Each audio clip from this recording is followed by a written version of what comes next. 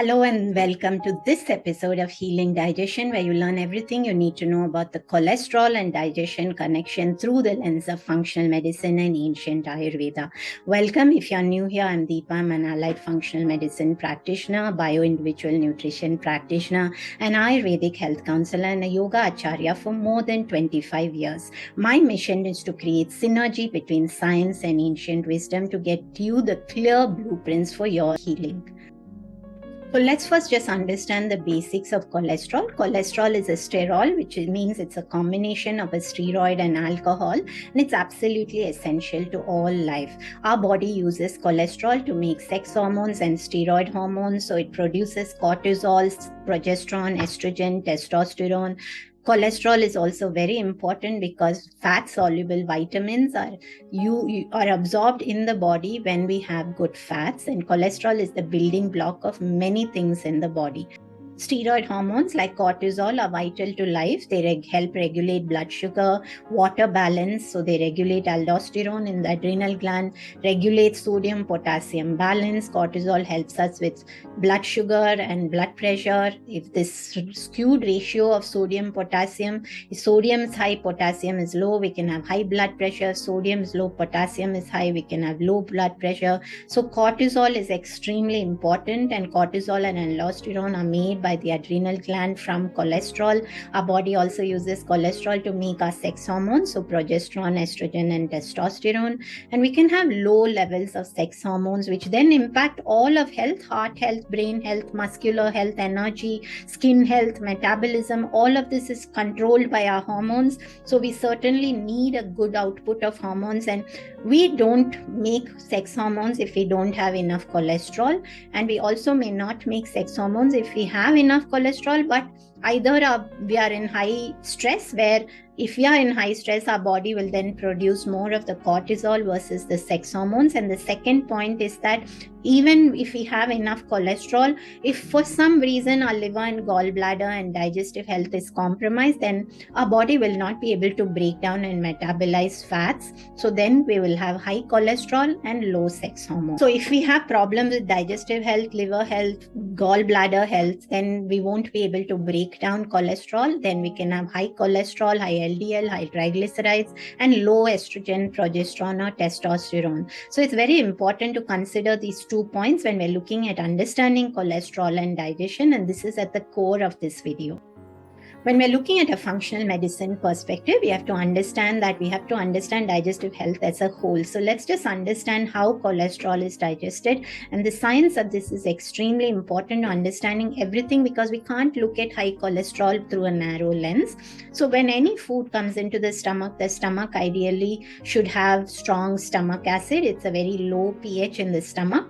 If the food comes into the stomach and the stomach is balanced, where there is adequate hydrochloric acid, then food comes into the small intestine, which the very low pH, the acidic quality from the stomach, and it is this acid that reaches the small intestine that tells the brain to get the gallbladder to release bile into the small intestine. And this setup is for 2 reasons. One is that the bile helps to break down and metabolize the fats that we eat, because fat digestion happens at the small intestine, not the stomach. The second reason is that if the food is acidic from the stomach, the bile alkalinizes the food, so that for the rest of the digestive tract, the food becomes alkaline. Now, this is a very key function. If we don't have the release of bile for 2 reasons: either the food coming from the stomach is not acidic enough to signal the brain to tell the gallbladder to release bile, the food will remain acidic throughout, and this will lead to leaching of calcium from the bone, inflammation, and a lot of spillover effects. So we really want this alkalinity of bile to come into the small intestine. If for other reasons the bile flow is compromised, and we're going to talk about this in a little more detail, if the bile flow is impacted, where perhaps there's been over the years poor bile flow and the bile has congealed into the ducts, causing bile sludge or gallstones, something that I work with my clients a lot, then the flow of bile is compromised anyway, and then this impacts cholesterol digestion, fat digestion, and metabolism. And the result that you'll see is having elevated LDL, triglycerides, and low sex hormones. So this is a very key point to note on the state of the liver and the gallbladder in understanding cholesterol. So the first step when you see high cholesterol should not be to simply start statin. It might be a common recommendation. So do be cautious when you're asked to start statin for a slightly elevated LDL or triglyceride. Work with somebody who understands this at the core so that you can actually utilize the cholesterol to produce steroid hormones like cortisol or sex hormones like estrogen, progesterone, and testosterone. It's very interesting that when we're looking through functional medicine, a study found that the gut microbiome plays a very key role in the release of bile. For bile to flow out from the gallbladder, it requires a balanced and diverse microbiome. So if the microbiome has become tipped towards dysbiosis, where the pathogenic bacteria are higher than the beneficial bacteria, this too can impact bile flow, and therefore it could be a reason for high cholesterol. So it's really important to consider this fact, especially if you've had several rounds of antibiotics. And I just want to caution that we are living in an age where AMR or antibiotic resistance is really at its highest level. There are superbugs which we're not able to get over.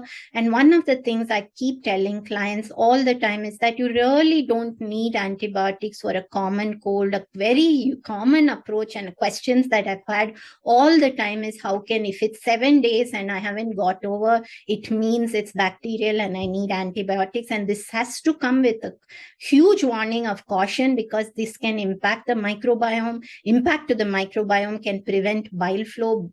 Prevention of bile flow can raise chronic inflammation because the bile is not there to alkalinize the acidic food. The body is not able to break down and metabolize fat, so there'll be elevated cholesterol. So all of this plays a very key role.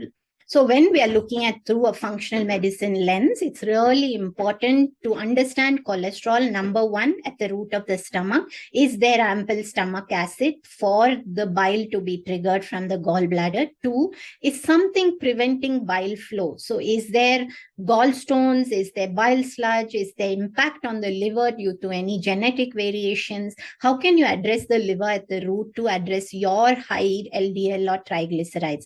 Is there impact on the gut microbiome, and is this impacting bile flow and overall digestion all through the terrain of your body, which is then causing systemic inflammation and high cholesterol?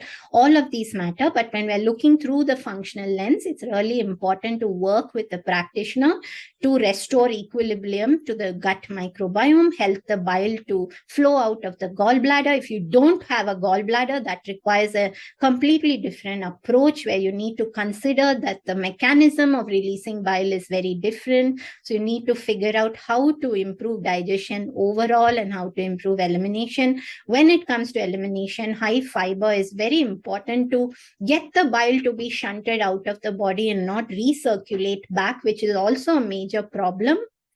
So we really need to consider, can we digest a high fiber? How can we digest the high fiber? And the only thing that I would say is a common approach and safe for you to begin with is to look at fiber in terms of digestibility. So if you have compromised digestion, having a load of smoothies and salads are not going to be helpful at all. You might want to consider cooked vegetables, which are very familiar to you, things that you've grown up eating, and just cook them, eat them soft with spices, where you increase the fiber, but in a way that is coded for your body to know how it can utilize this to work for you. When it comes to Ayurveda, we really need to look at what does high cholesterol mean. So high cholesterol certainly begins with imbalanced Agni. Agni can behave in two ways. Either it's balanced, which means your body has the program to break down the food that you eat into the essence portion called Sara, or the waste portion called Kitta. And this essence is then sent to the lymph, the Rasa Dhatu, not exactly the lymph or the blood plasma, and then it nourishes tissues one after the other, and everything is is balanced and in a state of equilibrium.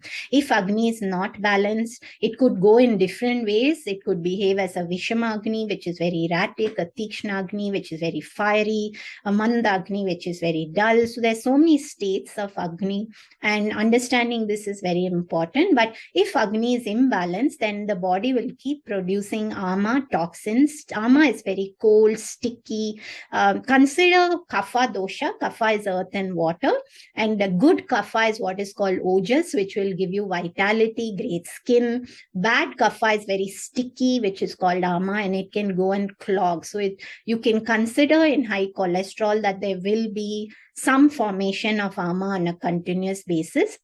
This does not mean you need to only be a Kapha body constitution. Very often I've seen those in Vata constitution, where Vata, the high fight or flight, the high cortisol state, Vata is very dry. It can shrink channels of the body and also prevent utilization of good cholesterol to produce steroid hormones and sex hormones. But it all comes back to understanding that Agni is at the core of this. The other thing to consider when we are looking from an Ayurvedic perspective is that the buildup of this Ama, this toxin from undigested food, and this high Kapha dosha can impair what is called Meda Dhatu, which is the fat metabolism tissue. So it can impact how you're able to break down, metabolize, and utilize fats, which is exactly what we're talking about from a science perspective. What Ayurveda talks about, Meda Dhatu obstruction, and it clogs the shrotas or channels of the body, is what we're talking about when we say bile is not flowing, we're not able to utilize the fats the right way. So just to keep in mind, when we're looking at whether the functional medicine perspective or the Ayurvedic perspective, we need to think about cholesterol not in an isolated lens, which requires statin as a first step, but to consider this whole series of connections, starting with the stomach, where the stomach acid is what is required for the bile flow to be signaled from the gallbladder.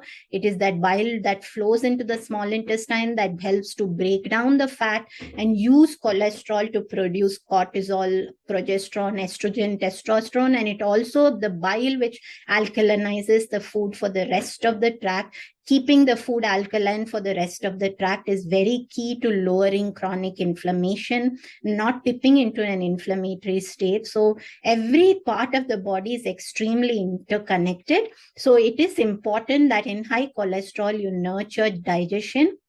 If you struggle to work one-on-one with a practitioner, then do consider just following the principles of eating with nature, staying with timings, not keeping the heavy meal at the start of the day, eating a big meal with proteins, high eggs, fats, and considering it as a protein load at the start of the day can really set you up for high cholesterol, because if your body cannot digest it, it is going to produce ama and clog the channels of the body.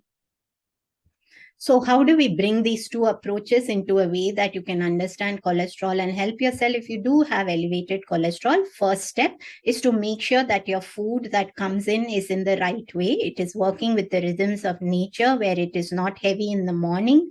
So make sure that you're just stoking the fire in the morning and the main meal is at lunch. This is very critical.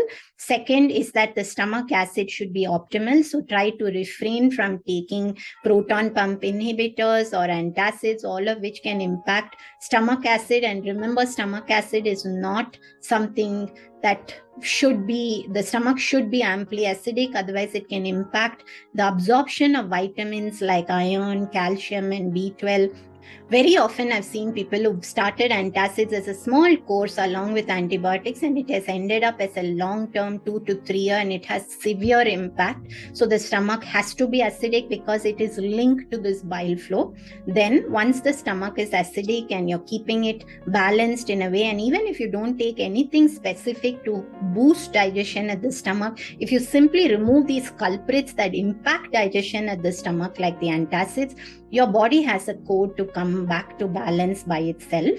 The next step is to help bile flow. Bile gets impacted if you have cold foods. Cold foods congeal the bile in the ducts and cause bile sludge. Think of your car with the oil not changed for a very long time, how that would feel. This is what happens when we prevent bile flow. So we want to keep the bile flowing. Have foods like cooked leafy greens and cooked beetroot, cooked apples. All of these help with bile flow. But the main thing is to prevent things that cause impact to bile flow, like the cold foods and the sticky foods. So sticky foods are foods like nut butter. So loading peanut butter into a smoothie with coconut milk and a variety of food combination. This might be the biggest reason for problems with the liver and the gallbladder. So have food you've grown up eating and don't have these poor food combination smoothies, which can really impact bile flow. And then, of course, having enough fiber in the form of vegetables, but cooked so that your body can digest it. Beyond that, the best way that you will know if your body's digestion is working, if you have elimination every single day. And this is the first sign that your body is working efficiently, digestion is smooth, and you're able to detoxify smoothly. Beyond that, if you have done all of that work and you have high cholesterol, you might need to work with the practitioner one-on-one to select the right herbs to help lower cholesterol. But it is at the core of digestion. So including any sort of herbs or nutrients to help lower cholesterol without addressing the core basics might not be very helpful. You will come across a lot of promises in supplements as the wonder supplement to lower cholesterol. I have worked with people who have tried all of these supplements very hopefully and then have been left hopeless. And this is what is the foundation of health, that we cannot biohack poor living practices with just a supplement. And that's the core principle that I follow every single time, that we have to help our body. And one of the best ways we can do that is to live in harmony with nature. However, bitter herbs like Triphala can be helpful, but do be very cautious, because Triphala can be inflammatory and heating in some bodies. It can be very drying in some body. It has to be used in the very right way for the individual. So do work with somebody for anything to do with herbs, but the addressing the body as a whole is what really matters. If you enjoyed this video, if I missed anything that you'd like to have heard in this video, put a question below so I can answer that here and complete the information for you. And if you enjoyed the video, I'd really appreciate you to hit like, subscribe, and ring the bell icon so that you get notifications for future videos. And do be kind. I've come into a space of bringing my 25 years of experience to help a wider range of people who cannot work with me. And I'm coming from a space of service. So I would really appreciate that you kept your comments respectful and kind, and do share any ideas or anything that you like me to talk about in future videos by putting a comment below.